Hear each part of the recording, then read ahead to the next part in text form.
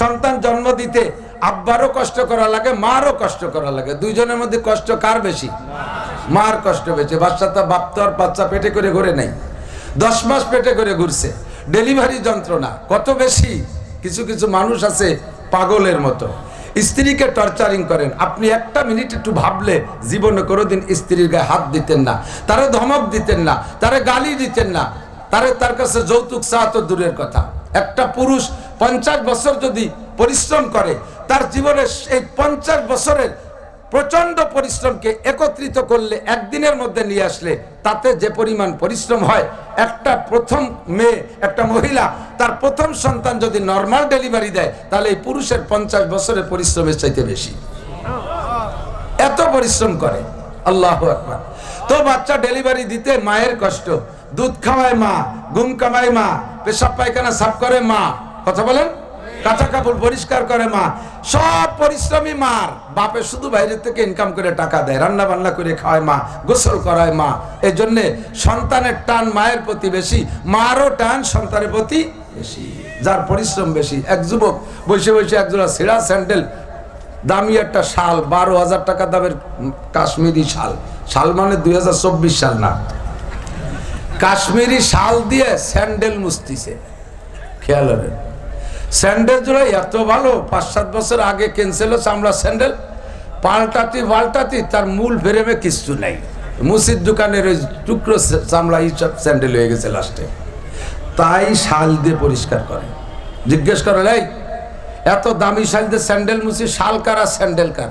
ওই স্যান্ডেল জোড়া আমি রিক্সা চালাইয়া বহুত কষ্ট করে কিনছি, কয় বছর সাধনা করে, আর শাল দেশেল আমার শ্বশুর। শাল দেশে ওর শ্বশুর, শ্বশুরের দিয়া শাল 12,000 না 50,000 হোক, অত পয়সা লাগে নাই ওর পিছনে, তার মেহনত নাই। কিন্তু স্যান্ডেল কিনতে তার রিক্সা চালানি রক্ত পানি করা টাকা, এই জন্য দরদ বেশি। ওই শাল দিয়ে স্যান্ডেল মোছা যায়। বুঝাইতে চাইছি, যার পিছনে যার পরিশ্রম বেশি, তার প্রতি তার দরদ বেশি।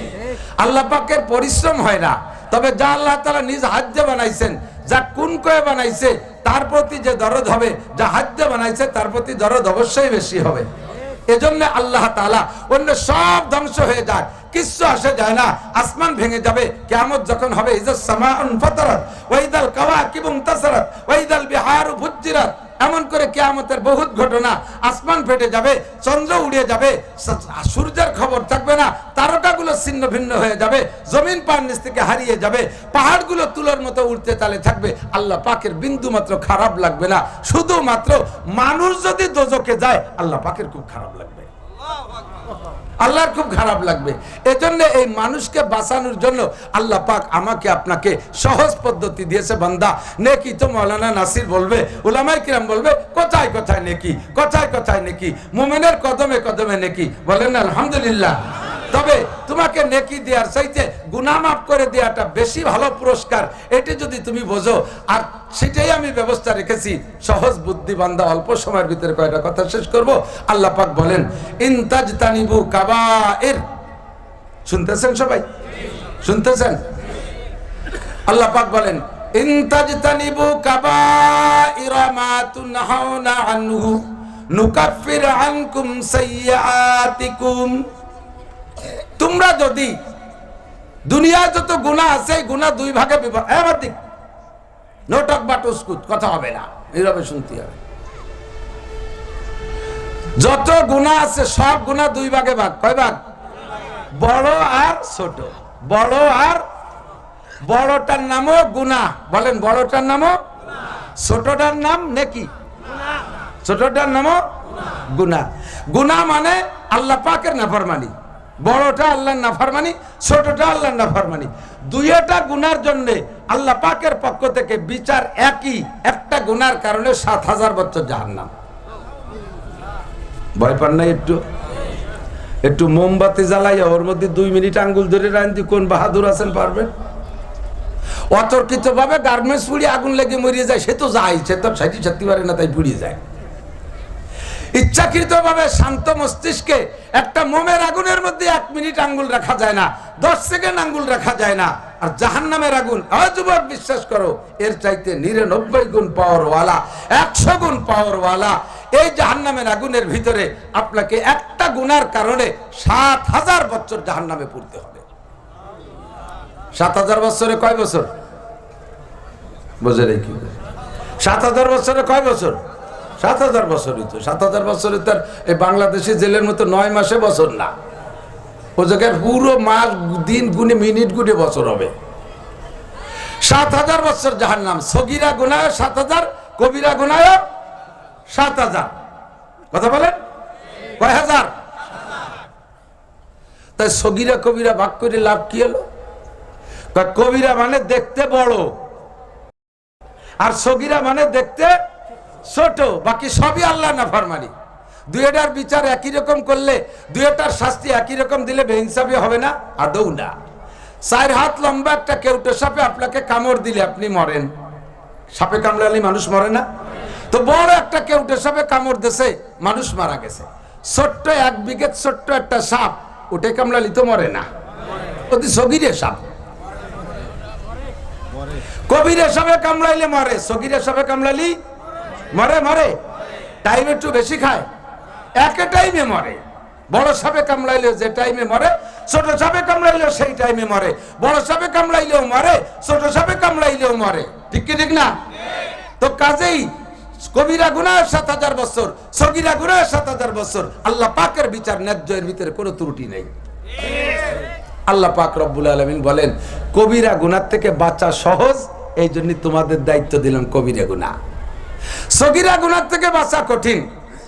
যেমন বড় ৪ হাত লম্বা একটা সাপে যদি দংশন করতে যায়, কামড় দিতে যায়, সে ফনা তোলে, তার ফনাটা ১.৫ হাত উঁচু হয়। একটা সাপের বডি যতটুক ফনা তোলে, যে সব সাপে ওর বডিটার চেয়ে ৩ ভাগের ১ ভাগ, 1/3 ফনার সময় উঁচু হয়ে যায়। তো সাপটা যদি ৩ হাত হয়, ১ হাত উঁচু হয়ে গেল, হস করে একটা শব্দ দেয়, শব্দটা সাপটা বড়, তার ফনাটা বড়, চোখেও পড়ে, হসটাও শব্দ হয়, কানে আসে, কানে আসার সাথে সাথে জাম করে লাফ দিয়ে আত্মরক্ষা করা যায়। ঠিক কিনা? কিন্তু ছোট্ট একটুক একটা সাপ জুতোর মধ্যে ঢুকে বসে রয়েছে, তার হোসও নাই, তার মা ভনাও নাই, জাঙ্গের সাথে বেসায় রয়েছে বলে দড়িয়ে বুড়িয়ে বেলাইছেন, মেরিয়ে দিচ্ছে জায়গা মতো। গেঞ্জির বগলের মধ্যে বেসা রয়েছে, গায়ে দিয়েছেন রাত্রি অন্ধকারে, মেরিয়ে দিচ্ছে জায়গা মতো। ওর হোসও নাই, ওর আওয়াজও নাই, ওর বডিও নাই। বালিশের কোনার মধ্যে লুকায় রয়েছে, নাড়া দিয়েছেন, কানে মেরিয়ে দিছে। পায়ে কামড় দিলে হাঁটুর উপরে বান বাঁধে, এই জায়গায় রশি বাঁধে। কানে কামড় দিলে গলায় বাঁধতে হবে না, ঘন্টাখানি পরে মরলেও আগে মরে যাবে। ঠিক না? তাহলে ছোটটার থেকে বাঁচা কঠিন, ছোটটার থেকে বাঁচা কঠিন। বিচার একই, বিচার একই। আল্লাহ পাক বললেন তুমি কবিরা গুনাহ থেকে বাঁচো, আওয়াজ দেবে, হস করবে, চোখে পড়বে, জাম করে লাফ দিয়ে সরে যাও। সগীরা গুনাহ দেখা যায় না, কোন ফাঁকে ফোঁকে হয়ে যাবে, ওটার থেকে বাঁচা তোমার বড় কঠিন। ওইটার দায়িত্ব আমি আল্লাহ নিয়ে নিলাম। ইন তাজতানিবু কাবাইরা মা তুনহাউনা আনহু, যে সকল কবিরা গুনাহ থেকে তোমাদেরকে নিষেধ করা হয়েছে, বাঁচার কথা বলা হয়েছে। ইন তাজতানিবু, যদি তুমি কবিরা গুনাহ থেকে বাঁচতে পারো, আল্লাহ কায় নুকাফির আনকুম সাইয়্যাতিকুম, তোমার সমস্ত সগীরা গুনাহ আমি বিনা তওবায় ক্ষমা করে দেব। এর জন্য আস্তাগফিরুল্লাহ পড়া লাগবে না, এর জন্য তওবা করা লাগবে না। আমি আল্লাহ বিনা তওবায় ক্ষমা করে দেব।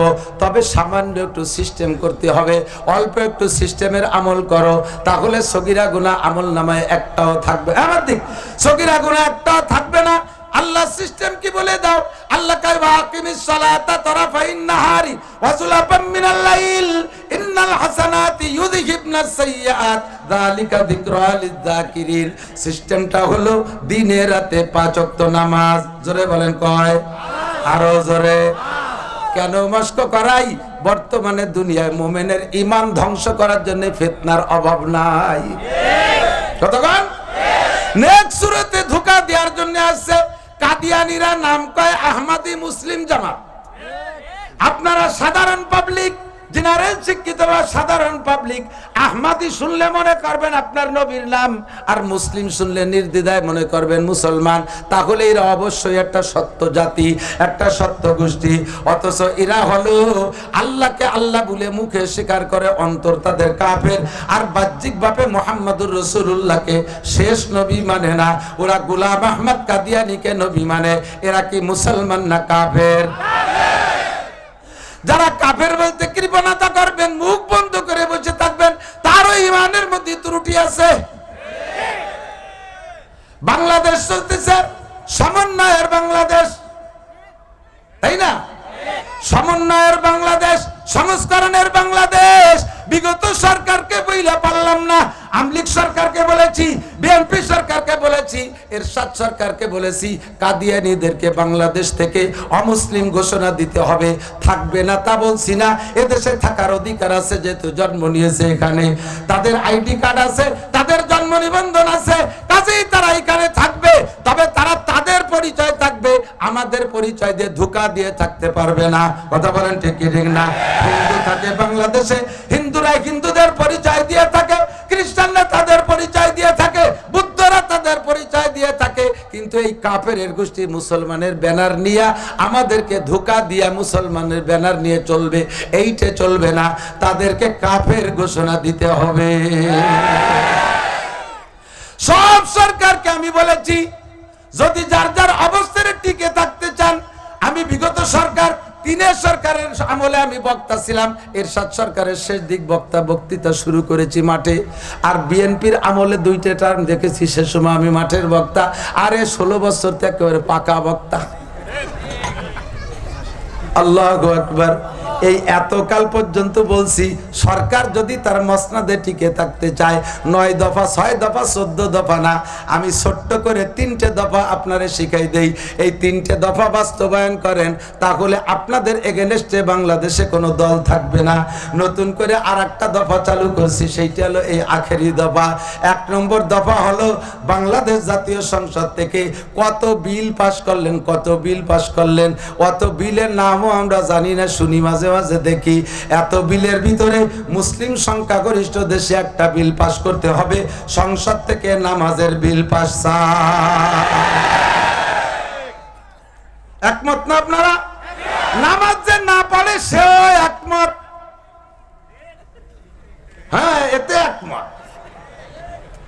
কেন কয় হুজুর আমরা সংসদ থেকে পাস করাবো কেন, আপনারা মাঠে ওয়াজ করে পড়ান? তাহলে বলবো, আমরা মাঠে বাস করে মসজিদে নিয়ে গেছিলাম, তোমরা করুণা জুজুবুড়ির ভয় দিয়ে আমাদের মসজিদ থেকে বের করে দিলে কেন? মসজিদ থেকে মসজিদে ঢুকবে, মসজিদ থেকে বের করার দায়িত্ব পালন করবা যারা, মসজিদে ঢুকানোর দায়িত্ব পালন করবা তারা। কতক্ষণ ঠিক না? আমরা এত ওয়াজ নসিহত করে ঢুকাইছি, তোমরা করুণা জুজুবুড়ির ভয় দিয়ে মসজিদ খালি করে দিছো।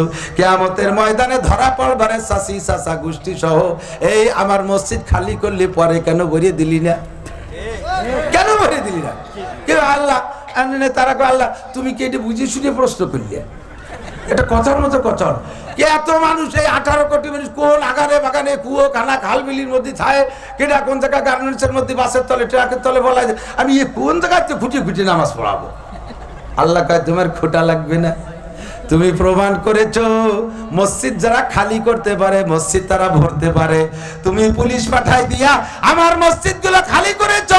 আরে খালি করতে যত কষ্ট করা লাগে, ভরতে অত কষ্ট করা লাগবে না। মাত্র আজানের পরে পুলিশ নামায় দাও, মাত্র 3টে দিন তুমি অভিযান চালাও।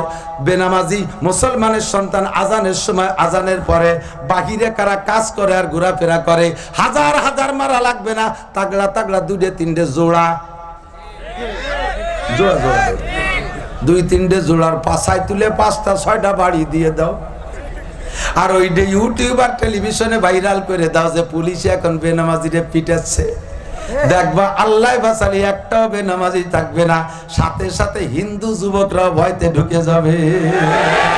আরে এক সাইডে বাইরে নামাজ না পড়লি পিটায়, কতক্ষণ এখনকার পিটাইয়ে নামাজ পড়ানো কি জায়েজ আছে? সরকারের আবার ভালো ভালো মুহাদ্দিস, হযরত মাওলানা মুহাদ্দিস মমতাজ, সাইকুল হাদিস, ও কাজ আমি বুখারী মুসলিম তিরমিজি সব পড়ছি, গোলাপ ডিম পড়ছো। এই মুহাদ্দিসটা ওই জায়গায় বসে ফতোয়া দেয় লা ইকরাহা ফিদ্দিন, আয়াত পড়ি তরজমা, লা ইকরাহা ফিদ্দিন, ধর্মের মধ্যে জবরদস্তি নাই, ধর্মের মধ্যে জবরদস্তি নাই, তরজমা তুই বুঝিস না। আমার নবী নামাজ সংক্রান্ত বলেছে মুরু সিবিয়ানাকুম বিসসালাতি ওয়া হুম আবনাউ সাবঈ সিনিন, বাচ্চাদের বয়স যখন হবে 7 তখন থেকে নামাজের প্রশিক্ষণ দিবা। বাচ্চাদের বয়স কয়? জোর হলো না? তখন থেকে নামাজের অর্ডার করো, প্রশিক্ষণ দাও। ওয়াজরিবুহুম আলাইহা, ওয়াজরিবুহুম আলাইহা, আলাইহার মানে নামাজ, ওয়াজরিবুহুম আলাইহা, আর এই নামাজের কারণে সন্তানকে প্রহার করো, পিটান দাও। ওহুম আবনাউ আশারে সিনিন, বাচ্চাদের বয়স যখন 10 হয়ে যাবে, 10 বছর পুরে একদিন বেশি হয়ে গেলে সন্তানে যদি নামাজ না পড়ে, তাকে আব্বা মার ওয়াজিব দায়িত্ব একটা পিটেন দেওয়া তারে ওয়াজিব।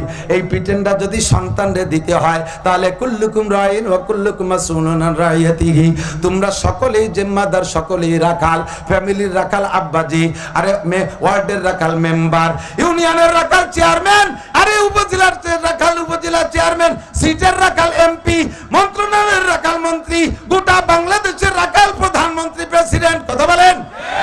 তাদের অবান্তরে প্রধান তত্ত্বাবধায়ক সরকার, অন্তর্বর্তীকালীন সরকারের প্রধান উপদেষ্টা, গোটা বাংলাদেশের রাখাল। তোমাকে দায়িত্ব দেওয়া হয়েছে, পিটাই নামাজ পড়াও। পিটাইয়ে কত কিছু করলা, পিটাইয়া কত কিছু করলে, নামাজটা কেন পড়াইলে না? সরকারি পিটেনের লাঠির মধ্যে বরকত আলাদা, ও লাঠির বাড়ির মধ্যে বরকত আলাদা। আপনারা যারা প্রেসিডেন্ট এরশাদ সাহেবের আমলে ছিলেন, মনে আছে মার্শাল্লাহ? মার্শাল্লাহ মনে আছে? মার্শাল্লাহ, ওই মার্শাল্লাহ ছিল, এই মার্শাল্লাহতে আইন ছিল, খালি মাথায় চুল খুলে দিয়ে যে মহিলারা হাটে বাজারে ঘুরবে, আর্মিরা যাইয়ে তাদের মাথায় আলকাতরা মাই দেবে। আর 6 ইঞ্চি ব্লাউজ পরে প্যাট বাইরনো বিটিকে এই প্যাটে আলকাতরার পালিশ দিয়ে দেবে।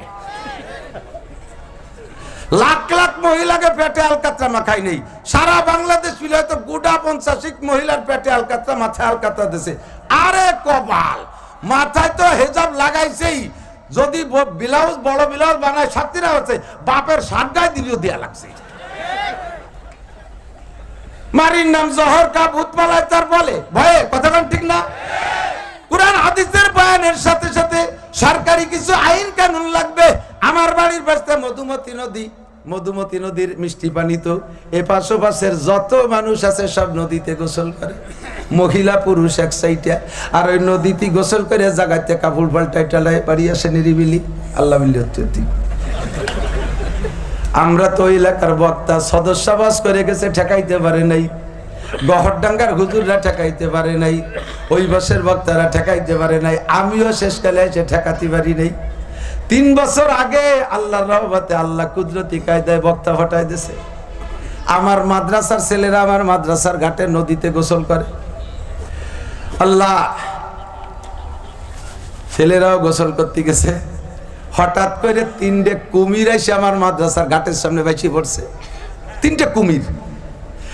সে সময় নদীতে বহু মহিলা, যখন দেখছে যে কুমির আর কাপড় ভরার সময় হয়নি, ছিঁড়ে ভুড়িয়ে দই। আমরা কোরআন হাদিসের ওয়াজ দিয়ে জাহান্নামের ভয়তে নদীতে যা ঠেকাতে পারি নাই, কুমিরই ঠেকাই ফেলাইছে। কতক্ষণ? 3-4 মাস মহিলারা নদীতে যায় না। এখান থেকে প্রমাণ হয় ওয়াজের সাথে 2-1টা কুমিরও লাগবে। কুমির না করলে শুধু ওয়াজ দিয়ে মানুষকে কন্ট্রোল করা যায় না। সরকারি হুকুম আল্লাহর বরকতর মধ্যে, এই জন্য কানুন চাই জাতীয় সংসদ থেকে নামাজটাকে বিল আকারে পাস করা হোক। একমত? একমত? নারে তাকবীর। আমি বলবো নামাজের বিল আপনারা কবে সংসদে পাস হোক। নামাজের বিল, নামাজের বিল। বহুত ফায়দা বলার সময় নাই, সময় কম, কামাই বেশি। 2 নম্বর দাবি করছি, আমরা পর্দা রস করে কুল পাচ্ছি না। আমার মা বোনরা বোরকা একটা পরলেই তারে পর্দা মনে করে, বোরকা পরলেই পর্দা মনে করে। এই যে হেন্দে দেখলাম বাজারে, আল্লাহ, বোরকার মধ্যে কি মহিলা না পুরুষ? মহিলা না, না খালি বোরকা ঘুরে বেড়াচ্ছে? মানুষ আছে না এর মধ্যে? তো পুরুষের সাথে বোরকা পরা অবস্থা ঠেলা গাই গুতো খেয়ে বেড়াবে, এর কাজ কেমন বোরকা? একই পর্দা। এ তো তারপরে বোরকা পরছে। আর আপনাদের ঢাকায় তো পার্কের অভাব নাই, প্রত্যেকটা পার্কে যে দেখবেন 2-2 বসে বসে আল্লাহ বিল্লি হচ্ছে, তসবিহ ঠিকছে, সুরো ভাতে মস্ক করতেছে, জায়গায় অজুর মশলা, গোসলের মশলা, নামাজের ফরজিয়াত করতেছে। দাবি করলাম আমরা ওয়াজ করে ওগুলোরে তাড়াতে পারবো না, এগুলো খোদার গজব। কতক্ষণ আল্লাহর গজব বাংলার জমিনে আসার কারণ এই সমস্ত আকাম। 2 নম্বর দরখাস্ত থাকলো, গার্মেন্টস আছে, গার্মেন্টস চলবে, গার্মেন্টসের মেয়েরা তাদের জন্য আলাদা গার্মেন্টস, শুধু মহিলা গার্মেন্টস আলাদা হবে, পুরুষ গার্মেন্টস আলাদা হবে। সম্ভব কি সম্ভব না? কথা বলেন সম্ভব না? অবশ্যই সম্ভব। নারীদের গার্মেন্টস আলাদা। যান সৌদি আরব, মধ্যপ্রাচ্যে যান, দুবাই যান, ওখানে গিয়ে দেখবেন নারীদের গার্মেন্টসে কোনো পুরুষ নাই, পুরুষের গার্মেন্টসে নারী নাই। সৌদি আরবে পুলিশ দেখেছি, মহিলা পুলিশের গাড়িতে একটা পুরুষও নাই, আর পুরুষের গাড়িতে, পুরুষ পুলিশের গাড়িতে কোনো মহিলা পুলিশ নাই। পুলিশে পুরুষ, যার যার পুলিশ যার যার গাড়ি সেই চালায়। এটাও তাদের দ্বারা সম্ভব হচ্ছে। মহিলা পুলিশরা হেরেম শরীফের ভিতরে নারীদের ভিতরে দায়িত্ব পালন করতেছে, এমন ঢিলেঢালা বোরকা পরা পুলিশ। আর বাংলাদেশের পুলিশ নারী আর পুরুষ একসাথে রাতভর পেট্রোল ডিউটি করে। সুবহানাল্লাহ। এটা কিছু কোন কি বিল্লাহ? এ খোদার গজব নাজিল হয়। এই জাতিদের কোনদিনও জাতিরে কন্ট্রোল করা সম্ভব। পর্দাটা মহিলাকারে পাস করে দেন, সব পার্কগুলো ধুলাই দিয়ে পার্কগুলো খালি করে দেন, গার্মেন্টস আলাদা করে দেন। প্রাইমারি সেক্টর পর্যন্ত নারী আর পুরুষ, ছেলে মেয়ে ছোট থাকে নাবালেগ থাকে একসাথে সহশিক্ষায় পড়তে পারে, পড়বে। কিন্তু হাই সেক্টরে চলে যাওয়ার পরে বিশ্ববিদ্যালয় পর্যন্ত প্রত্যেকটা পার্ট ভাগ করে দেন। পুরুষরা পুরুষের জায়গায় পড়বে, ওদের টিচার হবে পুরুষ। নারীরা নারীদের কলেজে পড়বে, বিশ্ববিদ্যালয়ে পড়বে, তাদের শিক্ষিকা হবে মহিলা। কথা বলেন ঠিক কি ঠিক না? আমরা মাদ্রাসায় পড়াই, আমাদের পুরুষ মাদ্রাসার ভিতরে একটা মহিলাও নাই, আর মহিলা মাদ্রাসার মধ্যে একজন পুরুষও নাই। ও জায়গা ভিন্ন ভিন্ন করে পড়ানো হয়। মহিলা মাদ্রাসা যদি পুরুষ শিক্ষক পড়ায়, জীবনও তার উস্তাদরে মহিলারা দেখে না, আর কারে পড়াইতেছে উস্তাদও তার জীবনে কোনোদিন চেনে না। তার ভিতর দিয়েও মাঝে মাঝে শয়তানে অ্যাটাক করে বসে অ্যাক্সিডেন্ট হয়ে যায়। ও বন্ধুরে, আর এক জায়গা থাকবে নেগেটিভ আর পজিটিভ, এক জায়গা থাকবে নেগেটিভ আর পজিটিভ, তাতে থাকবে না কাবা যাবে আম্বিয়া আলাইহিমুস সালাম, সাহাবায়ে কিরাম, আবু বকর, উমর, উসমান, আলী, তালহা, জুবায়ের, বিলাল, আম্মার, সুহাইব, বুজুর্গানে দিন, উলামায়ে কিরাম, মুসলমান, ইমানদার, পরহেজগার। তো অবশ্যই এটার নাম জান্নাতের বাগান। আল্লাহ পাক আমাদেরকে ডেকে নিয়ে আসছেন, কাজেই আমরা বিশ্বাস করি আমরা সকলেই জান্নাতি। আল্লাহ পাক আমাদের জান্নাতের বাগানে জায়গা দিয়েছেন, বসতে সুযোগ দিয়েছেন, এজন্য আবারও পড়ি আলহামদুলিল্লাহ। মাগরিবের পর থেকে নিয়ে বিশেষ করে আলোচনা শুরু হয়েছে, শুনতে পারি নাই কে কি বলেছেন। চর্বিত চর্বণ না হয়ে যায়, এক কথা বারবার বললে শুনতে ভালো লাগে না। কোরআন হাদিসের দৃষ্টিতে উলামায়ে কেরাম উম্মতের জরুরত বুঝে প্রয়োজন সাপেক্ষে কথা বলে। আমাদের ইউটিউবে যে সকল বয়ানগুলো আছে শুনলে পাবেন ইনশাআল্লাহ, মানুষের জন্ম থেকে নিয়ে মৃত্যু পর্যন্ত যত সাবজেক্ট আছে সব সাবজেক্টের উপরে আমরা কথা বলে থাকি। কাজেই এখানে আপনারা দীর্ঘদিন যারা বয়ান শুনেছেন, 10টা-20টা মাহফিল শুনেছেন, নতুন কিছু কোনো উলামায়ে কেরাম আপনাদেরকে বলতে পারবে না, কারণ কোরআন হাদিস পুরাতন, আমাদের আলোচনাও পুরাতন। তো বয়ান শোনার জন্য 3টে আদব নবী আলাইহিস সালাম বলেন, আল্লাহ পাক বলেছেন 2টা। একটা হলো ফাস্তামিউ লাহু, আর একটা হলো ওয়া আনসিতু। অন্তরের কান দিয়ে শোনো, এমত অবস্থায় যে মুখের সব কাজ বন্ধ রাখো। বাদাম খাওয়া, চানাচুর খাওয়া, বিস্কুট খাওয়া, পান খাওয়া, মোবাইল করা, কথা বলা, মুখের যা কাজ আছে এই টাইমটা বন্ধ রাখা। 2টা। 3 নম্বরে, একই কথা যদি আপনি এক বক্তার কাছ থেকে 100 বারও শোনেন, 100 নম্বর বারও শোনার সময় আপনি এমন একটা অ্যাটিটিউড তৈরি করবেন যে কেমন যেন আপনি কোনোদিন এই কথাটা শোনেন নাই, এমন ভাব নিয়ে সামনে চেহারা নিয়ে বসবেন। তাহলে ওই এক কথা 99 বার আগে শুনে যে ফায়দা পাইছেন, 100 নম্বর বার তার চেয়ে বেশি ফায়দা পাবেন। এমন একটা ফিকির নিয়ে বসতে হবে। অবশ্যই আপনারা কর্মব্যস্ত মানুষ, সারাদিন পরিশ্রম করেছেন, যেহেতু ছুটির দিন না, সপ্তাহের মাঝের দিন আপনাদের কর্মব্যস্ততা ছিল। আবার আগামীকালকেও কাজে নেমে যাবেন। কিছুক্ষণের জন্য সময়টা যাতে আল্লাহ পাকের কাছে জবাব দিতে পারি, এজন্য কিছু নিয়ে যাওয়ার চেষ্টা করতে হবে। রাজি আছি না ইনশাআল্লাহ? মোহতামেম সাহেব হুজুর, বাংলাদেশের অন্যতম বুজুর্গ, আহমদ শফি সাহেব হুজুর রহিমাহুল্লাহ তাআলার খলিফা, শুনেছি, বুজুর্গ মানুষ, আমলি মানুষ। তো তাদের আলোচনার পরে আমার মতো বেআমল একটা কোনো দিক দিয়েই মানায় না, কি আর কব।